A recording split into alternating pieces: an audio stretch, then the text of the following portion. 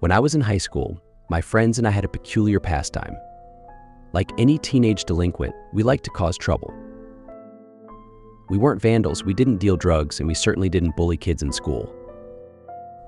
All we liked to do was scare the living shit out of new parents by hacking their baby monitors. We were insufferable little punks who thought we were too good to get caught, and that our little acts of mischief would go unpunished. One night, however, I learned my lesson and realized that I wasn't quite as bulletproof as my tremendous adolescent ego made me out to be. Dimitri, Kurt, and I went to the same school, shared many of the same classes, and hung out almost every evening after chow time. We watched prank shows, played video games, and talked about who had the nicest rack in school. One evening, we were trading scary stories at the park.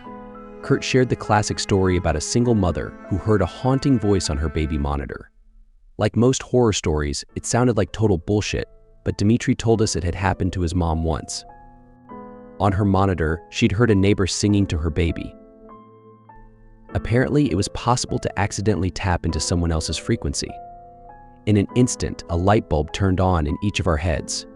When you're close enough to someone, you don't need words to know what that person is thinking, and we could all tell we were thinking the same thing.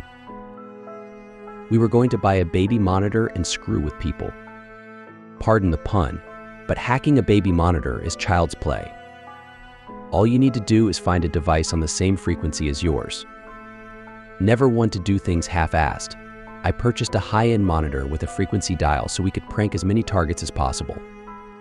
The following night, we took to our bikes, roamed the neighborhood, and found our first victim.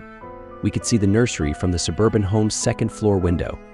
Dimitri grabbed the baby monitor and began tuning it to different frequencies until we heard breathing. I remember feeling excited as our plan finally came to fruition. Dimitri pressed the button and began exhaling heavily into the receiver. "Your little girl was delicious," he murmured, using a demonic voice. The light in the master bedroom turned on almost immediately, and we heard a shrill scream. Laughing our asses off, we quickly rode off down the street so we wouldn't get caught. We repeated the prank several times over the course of the following weeks, each taking turns talking through the monitor. Not wanting anyone to get wise to our little game, we chose different houses every time. People's reactions were priceless. Some mothers would reply in a panic, others seemed to know it was a hoax and told us to shut up, and one poor woman even started sobbing uncontrollably, begging us not to hurt her baby. I feel bad about that last one, now that I'm older, but it was hilarious to me back then. My friends and I mimicked her high-pitched bawling and desperate cries for mercy for weeks afterward. Yeah, we were royal dicks.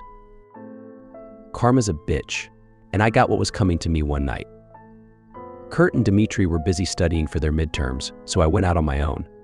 By then, we'd gotten pretty much everyone in the surrounding area, so I decided to venture off across town and into unfamiliar territory. Finding a target wasn't difficult.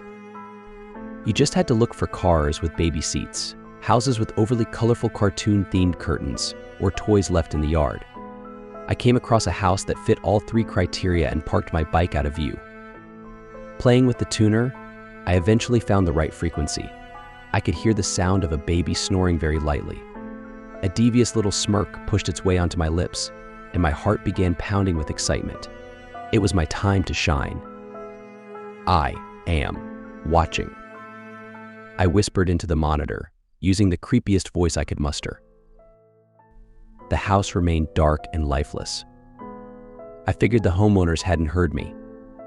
I stand over your bed, watching, waiting. I will get you, I said, louder this time. But nothing. Just the sounds of crickets chirping and the occasional dull roar of a car driving down the street.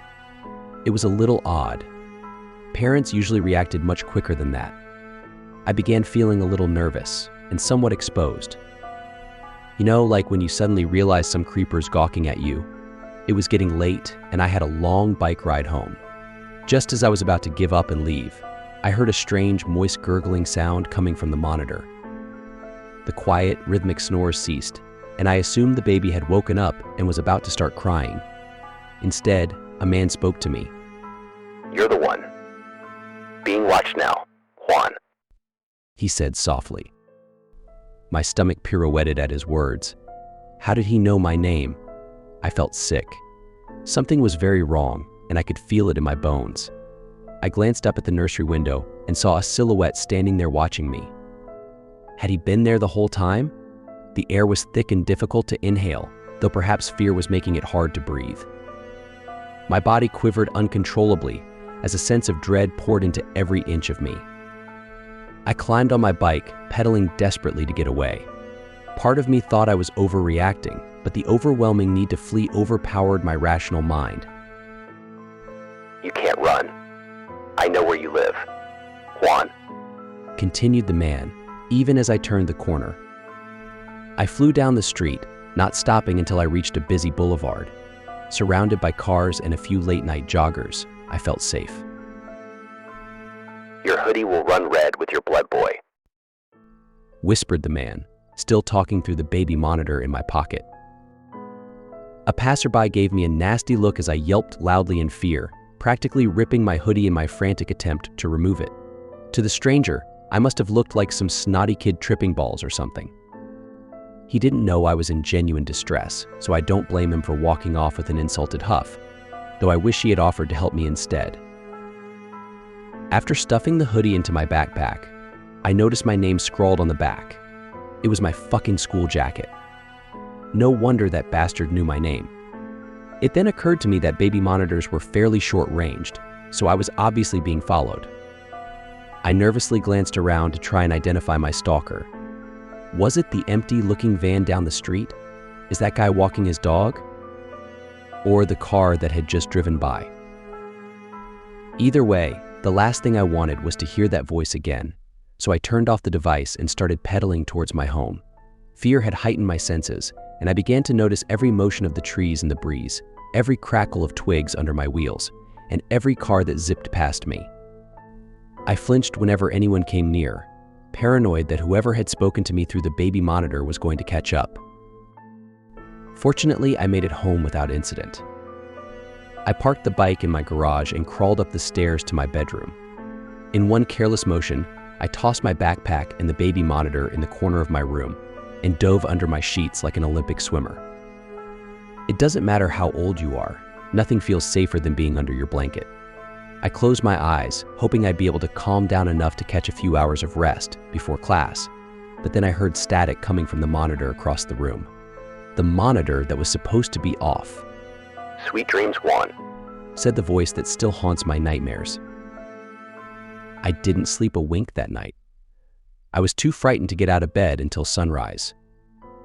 When I got up, my first order of business was to remove the battery from the monitor and throw it in the trash. I didn't want anything to do with it anymore. I came up with an excuse to give my buddies so they wouldn't think I was a huge pussy. With massive bags under my eyes, I got dressed, had breakfast, and went to school. It wasn't until a few days later that I saw the house on the news. In an interview, a police officer explained that the small family who had been living in the house had been found in their beds, necks slit open. I had been outside when it happened. The killer had heard me on the baby monitor and decided to fuck with me. It was definitely a wake-up call, and I thanked my lucky stars that I hadn't gotten the shit murdered out of me. I was too busy feeling thankful that I survived to feel bad about the family that hadn't. Empathy, like wisdom, comes with age.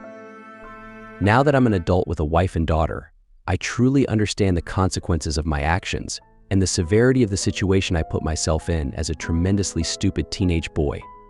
That dreadful night, I thought I reached the epitome of fear, but it was just the tip of the iceberg.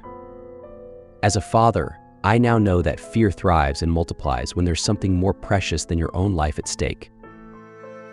I can't say for sure whether the killer found me again after all these years, or whether a new breed of idiots had the same idea as my friends and I, but I can tell you that I now understand what true terror is. Last night, I heard something on our baby monitor that sent chills into my very soul, shackling me with a paralyzing fear that I doubt will ever leave me. I'm still watching.